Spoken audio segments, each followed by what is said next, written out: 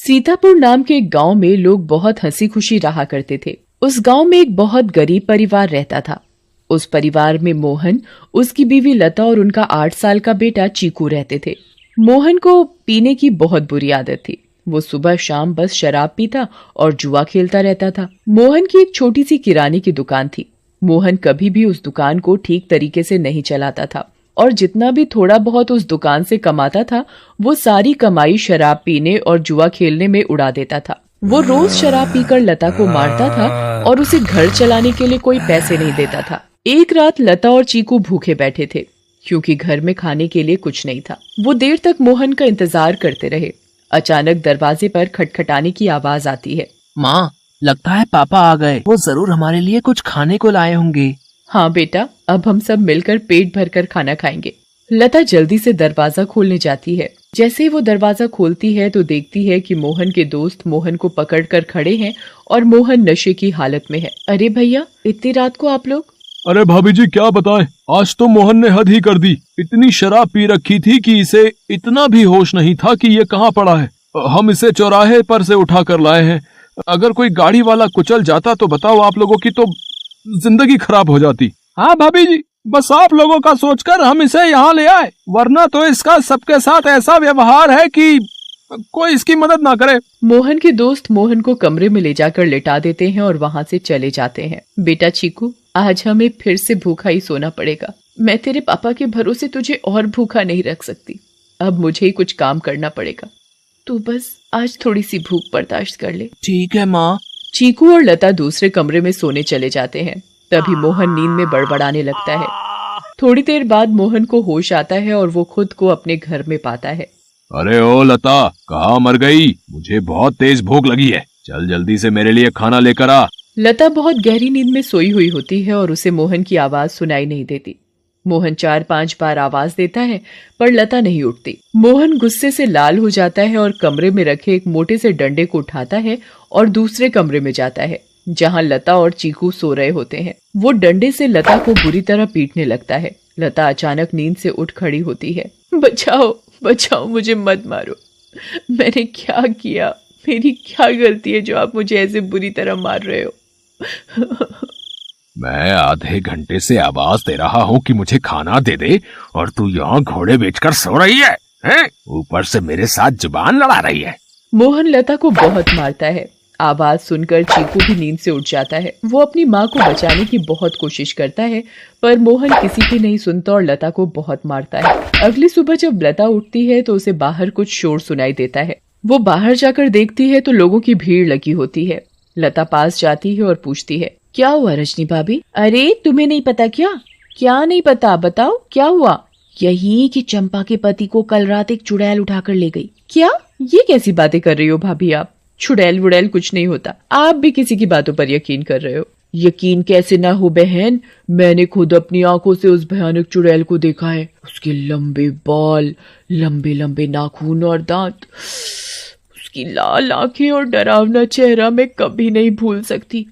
जब मैं आधी रात को पानी पीने के लिए उठी तो थोड़ी ठंडक लेने के लिए खिड़की पर खड़ी हो गई थी और तभी मैंने देखा कि एक चुड़ैल चंपा के पति को हवा में उड़ाकर ले जा रही है। ऐसी बात है तो हमें संभल कर रहना होगा और शाम होते ही अपने घर के खिड़की दरवाजे बंद करने होंगे।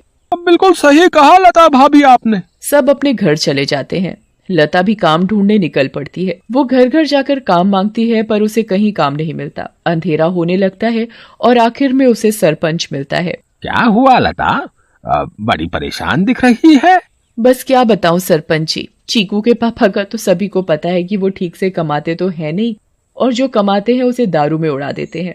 इसीलिए मैं ही काम ढूंढ रही हूँ ताकि अपना और अपने बच्चे का पेट भर सकूं। ऐसी बात है तो मेरे पास एक काम है। मेरी माँ बहुत बड़ी हो गई है और बिल्कुल चल फिर नहीं सकती।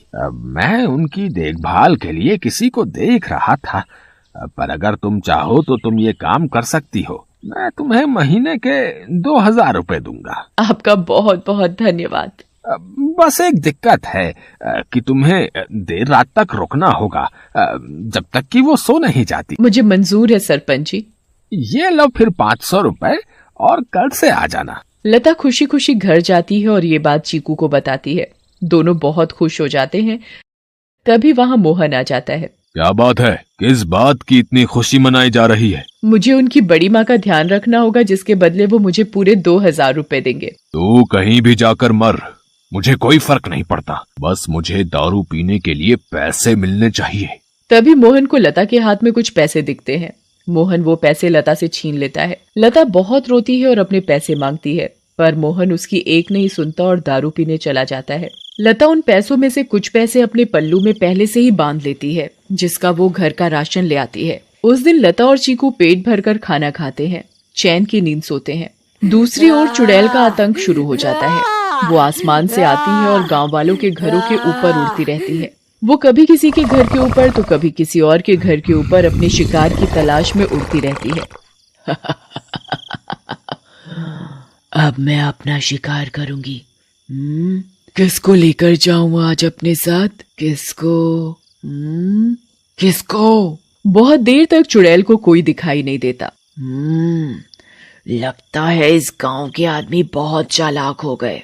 अब इन्होंने रात को निकलना ही बंद कर दिया।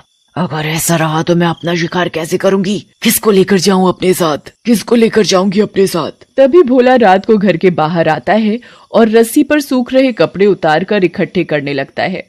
चुड़ैल की नजर भोला पर पड़ती है। मिल गया मेरा शिकार।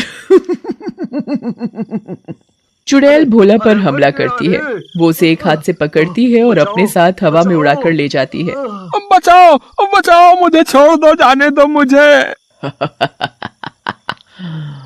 तू तो मेरा आज का शिकार है, ऐसे कैसे छोड़ दूं? तभी भोला की बीवी बाहर भोला को देखने आती है। उसे भोला घर के बाहर कहीं नहीं दिखता, पर फिर उसकी नजर ऊपर जाती है और वो देखती है कि चुड़ैल उसके पति को लेकर जा रही है। रेखा ये सब देखकर बेहोश ही हो जाती है और सुबह जाकर उसे होश आता है। होश आते ही वो अपने पति को हर तरफ ढूंढने लगती है, पर वो कहीं नहीं मिलता। वो यहाँ वहाँ पागलों की तरह भागती है और चिल्ला रही है। तभी गांव के लोग इकट्ठे हो जाते हैं। क्या हुआ रेखा भाभी? अगली सुबह जब लता उठती है तो उसे फिर से घर के बाहर कुछ लोगों का शोर सुनाई देता है।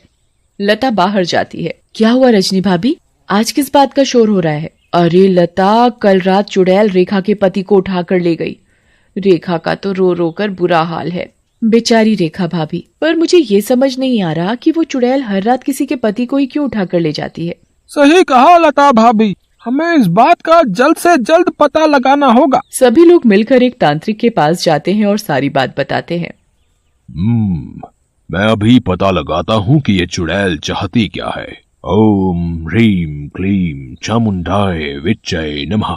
ओम ह्रीम क्लीम चामुंडाय विच्चय नमः। तांत्रिक ध्यान लगाता है और उसे वो चुड़ैल दिखाई देती है।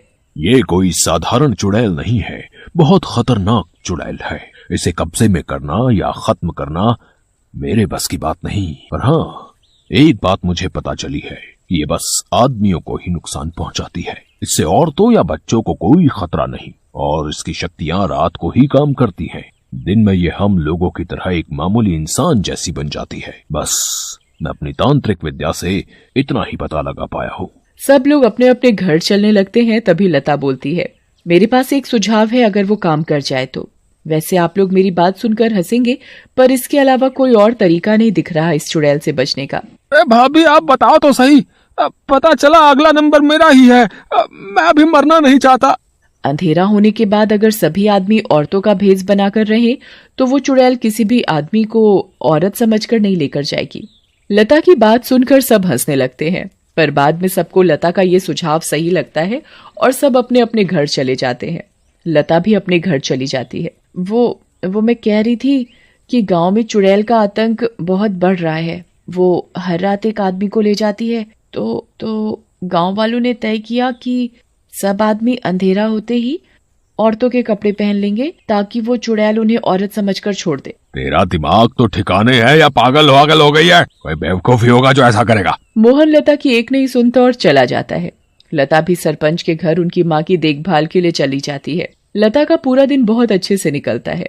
फिर रात हो जाती है और लता अपने घर के लिए निकल पड़ती है। दूसरी ओर गांव के सभी आदमी अंधेरा होते ही औरतों का भेष बना लेते हैं। लता जब अपने घर वापस जा रही होती है तो उसे आसमान से चुड़ैल आती दिखती है।